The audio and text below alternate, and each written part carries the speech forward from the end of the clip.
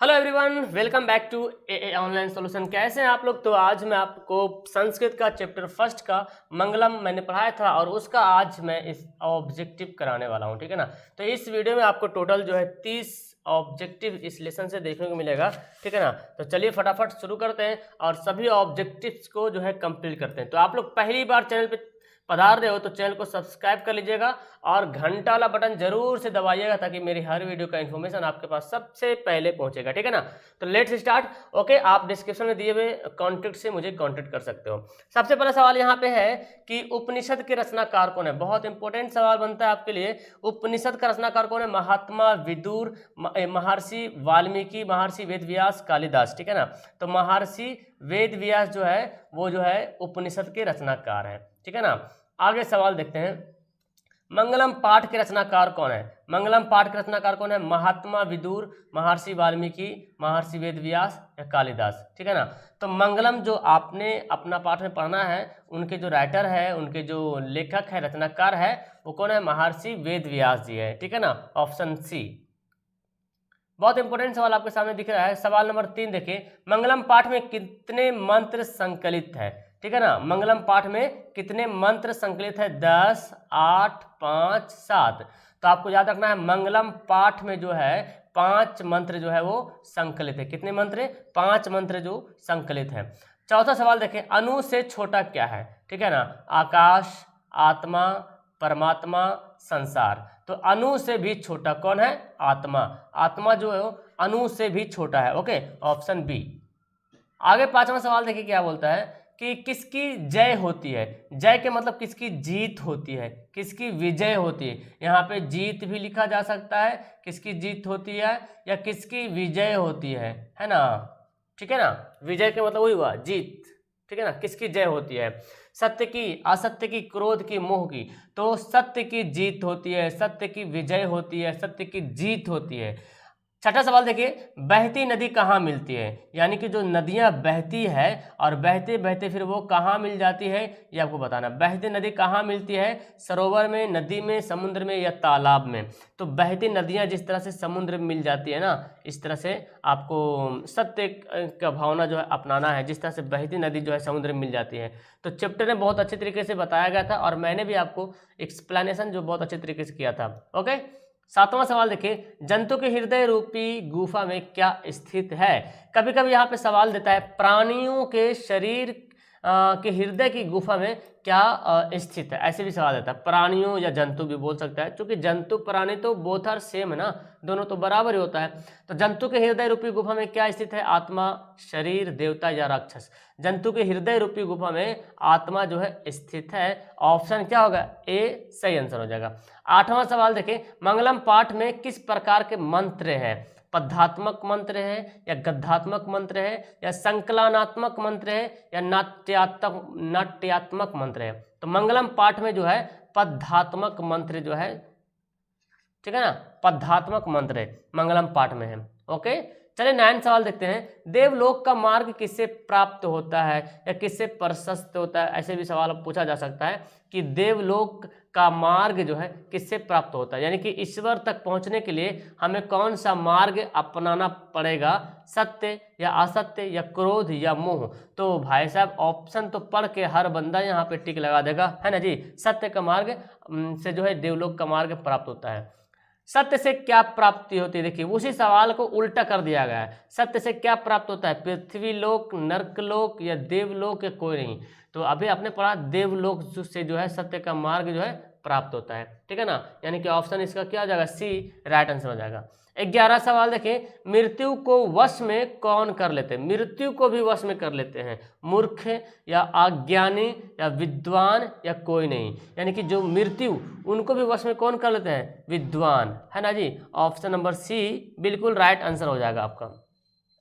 आगे बढ़ते हैं। किसकी जय नहीं होती है, यानी कि किसकी विजय नहीं होती, किसकी जीत नहीं होती है। सत्य की या असत्य की। तो यहाँ पे ऑप्शन से ही पता चल जा रहा है कि असत्य की जीत जो है नहीं होती है। ऑप्शन नंबर बी सही आंसर होगा। ओके, 13वां सवाल देखें। मंगलम पाठ में किसकी महिमा का गान है। मंगलम पाठ में किसकी महिमा का गान है, किसके बारे में बताया गया है, जीवात्मक या देवता का या परमात्मा का या मनुष्य का, ठीक है ना। तो मंगलम पाठ जब आप पढ़ेंगे, है ना, तो मंगलम पाठ में किसकी महिमा का गान है, ओके, तो आंसर हो जाएगा परमात्मा का, ठीक है ना, परमात्मा के बारे में जो है बताया गया है, ठीक है ना। मंगलम पाठ में किसकी महिमा का गान है, परमात्मा का, ऑप्शन सी। आगे उपनिषदों की संख्या कितनी है ना, उपनिषदों की संख्या कितनी है, बहुत अच्छा सवाल है, 109, 108, 105, 111। तो याद कर लीजिएगा उपनिषद कितने हैं, 108, उपनिषदों की संख्या कितनी है, 108। 15 सवाल देखते हैं, मंगलम पाठ कहाँ से संकलित है, मतलब कहाँ से लिया गया है, वेद से लिया गया है या पुराण से लिया गया है या उपनिषद से लिया गया है या वेदांग से लिया गया है, ठीक है ना। तो मंगलम पाठ जो है वो उपनिषद से लिया गया है, ठीक है, उपनिषद से मंगलम पाठ संकलित है, इसका मतलब उपनिषद से मंगलम पाठ जो है लिया गया है। 16 सवाल देखें, परमात्मा की महिमा का वर्णन किस में किया गया, परमात्मा का की महिमा मतलब परमात्मा के बारे में जो बताया गया, कठोपनिषद में या ईशावास्योपनिषद में या श्वेताश्वतर में या मुंडकोपनिषद में।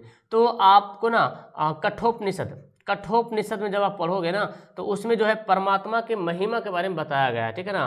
तो ऑप्शन हमारा ए राइट आंसर हो जाएगा। मैंने बताया था इसका डिटेल से, उसमें आपको कठोपनिषद में परमात्मा की महिमा के बारे में चर्चा किया गया, जिसमें बताया गया कि महान से भी महान, है ना, आत्मा परमात्मा से जो मिलने के लिए बारे में बताता है, ठीक है ना। तो ऑप्शन ए हमारा राइट आंसर होगा। आगे, सत्य का मुख किससे ढका हुआ है, तांबा से, चांदी से, लोहा से या हिरणमय पात्र से। तो सत्य का मुख जो है वो हिरणमय पात्र से ढका हुआ है, या तो कभी ऐसे भी सवाल पूछता है हिरणमय पात्र का मुख किससे ढका हुआ है, ठीक है ना। तो इस सवाल को ऐसे ही पूछा जा सकता है सत्य से। सत्य धर्म प्राप्ति के लिए किसे हटा देना चाहिए, सत्य धर्म प्राप्ति के लिए किसे हटा देना चाहिए, लौह पात्र को, पीतल पात्र को, स्वर्ण पात्र को या चांदी के पात्र को। तो सवाल दोनों सेम है, ठीक है ना, सोने के पात्र को, स्वर्ण मतलब सोना, सत्य धर्म प्राप्ति के लिए जो है स्वर्ण पात्र को हटा देना चाहिए, उसी को हिरणमय पात्र बोला गया जी, ठीक है। मंगलम पाठ में किसके सिद्धांत का वर्णन है, काव्य दर्शन का या दर्शन शास्त्र का या वेद का या पुराण का। मंगलम पाठ में दर्शन शास्त्र का सिद्धांत का जो है वर्णन किया गया है, ठीक है ना, दर्शन शास्त्र। 19 का आंसर क्या हो जाएगा, option number B right answer हो जाएगा। 20वां सवाल देखिए, परमात्मा कहाँ रहते हैं, एकत्र रहते हैं या सर्वत्र रहते हैं या अन्यत्र रहते हैं, इनमें से कोई नहीं। बहुत इंपॉर्टेंट सवाल एग्जाम में पूछता है बहुत बार और पूछा भी गया है कि परमात्मा कहाँ रहते हैं, सर्वत्र, मतलब हमेशा, है ना, हर जगह सर्वत्र रहते हैं, ऑप्शन बी।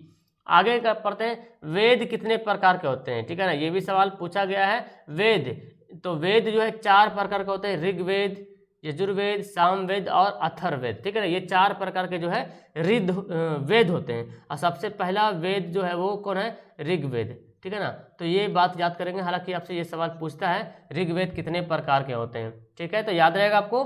22वां सवाल है, यह संस्कार किनके द्वारा अनुशासित है, यानी कि ये जो संस्कार लिखा है, संसार या संसार, जो संसार है, जो ये जो दुनिया है, किसके द्वारा अनुशासित है, किसके द्वारा चल रहा है, मनुष्य के द्वारा, परमात्मा के द्वारा या दानव के द्वारा या वीरों के द्वारा, किसके द्वारा चल रहा, परमात्मा के द्वारा, ओके, ऑप्शन नंबर बी सही आंसर हो जाएगा, ठीक है। तो आगे बढ़ते हैं, सवाल देखते क्या बोलते हैं, किस पुरुष को मृत्यु के आने की जानकारी हो जाती है, कौन सा पुरुष, किस पुरुष को मृत्यु के आने की पहले जानकारी होती है कि मृत्यु आने वाला है। तो वो क्या साधक पुरुष होगा या असाधक होगा या मूर्ख होगा या राजा होगा। तो वो जो पुरुष होगा साधक पुरुष होगा, यानी कि साधु संत जिसको बोलते हैं, ऋषि मुनि जिसको बोलते हैं ना, उनको जो है मृत्यु आने से पहले जो है इसको जानकारी हो जाती है, पता चल जाता है, ठीक है ना। तो आंसर क्या हो जाएगा, ऑप्शन नंबर ए। नदियाँ समुद्र में कैसे मिलती है, नाम छोड़कर या रूप छोड़कर या नाम और रूप छोड़कर, या इनमें से कोई नहीं। सवाल बनता है आपके एग्जाम में, नदियाँ जो है नाम रूप छोड़कर जो है समुद्र में मिल जाती है, ठीक है ना, नदियाँ नाम रूप छोड़कर समुद्र में मिल जाती है। तो ऑप्शन हमारा क्या होगा, सी होगा। सुख का वहन करने वाला कौन है, देखिए सुख का वहन करने वाला कौन है, हिंसा, असत्य, अहिंसा या सत्य, ओके। सुख का वहन करने वाला कौन है, अहिंसा, है ना, नॉन वायलेंस जिसको बोलते हैं। अहिंसा जो है सुख का वहन करने वाला है, यानी कि अहिंसा से सुख आपको मिलेगा। अहिंसा का मतलब हो गया हिंसा का उल्टा, है ना, मतलब शांति जिसको बोलते हैं। वेद रूपी शास्त्र क्या होती है? अनित्य होती है या नित्य होती है या कृत्य होती है या सत्य होती है? बहुत बार सवाल पूछा गया, इस सवाल देखेंगे ध्यान से। इसका सवाल आपको देखने को मिलेगा एग्जाम पेपर में, क्वेश्चन पेपर में देखने को मिलेगा। वेद रूपी शास्त्र क्या होती है, ठीक है ना? तो वेद रूपी शास्त्र जो है नित्य होती है, ठीक है ना, ऑप्शन बी। 27वां सवाल देखें, भारत की शोभा देखकर कौन प्रसन्न हुए? ईश्वर, आलसली, दैत्य या क्रोधी? भारत की शोभा देखकर कौन प्रसन्न हुए? ईश्वर, है ना, ऑप्शन नंबर ए हो जाएगा, बिल्कुल सही आंसर हो जाएगा। आगे है, ईशावास्योपनिषद में किसके विषय में कहा गया है ना? ईशावास्योपनिषद में आत्मा के बारे में या मानव के बारे में, परमात्मा के बारे में, सत्य के बारे में? तो अभी आपने पढ़ा परमात्मा के बारे में, तो कठोपनिषद में बोला गया सत्य की जीत होती है, इसके बारे में चर्चा किया गया है ईशावास्योपनिषद में, ठीक है ना? बोलते हैं ना, पढ़े थे ना, सत्य की जीत होती है हमेशा।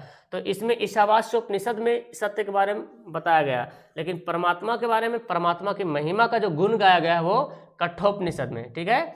आगे है, साधक किसको पार कर जाता है? जो साधक होता है, जो साधु संत होता है, बताते हैं कि वो मृत्यु को भी पार कर जाते हैं ना जी। बस उनका तो बस एक ही शौक ही होता है कि बस हमको परमात्मा से जाके मिलना हो, ठीक है ना। तो जो साधक होते हैं वो मृत्यु को भी पार कर जाते हैं। Option A. आखिरी सवाल यहाँ पे देखें, ऋषि लोग देवलोक की प्राप्ति के लिए किस मार्ग को अपनाते हैं? बिल्कुल सही बात है यार, ऋषि लोग जो होते हैं वो देवलोक की प्राप्ति के लिए किस मार्ग को अपनाते हैं? जल मार्ग को? नहीं भाई साहब। सत्य मार्ग को, वायु मार्ग को या असत्य मार्ग को? तो यहाँ पे आंसर हो जाएगा सत्य मार्ग को। तो कितना छोटा सा शब्द है ना, सत्य, है ना, सच, जिसको हम लोग बोलते हैं सच।